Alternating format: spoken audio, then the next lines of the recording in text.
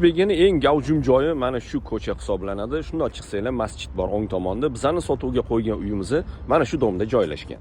Bu prixoshkasi kirish yo'lidan chap tomonda sanuzel, undan keyin kuxnya, bu yerda bitta xona plus yana bitta xonasi.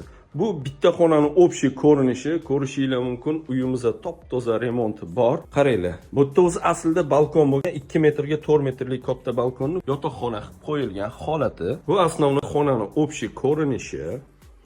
Endi kuxnyani ko'ramiz. Bu kuxnya. Ko'ryapsizlar, kuxnya ham katta. Xohlasanglar, bu bilan spalnyani alishtirsanglar ham bo'ladi. Shundoq katta yo'lli yuzda turgan 4 qavatli domni 2-qavatida joylashgan. Bu yerda sanuzel совмещенный bo'ladi.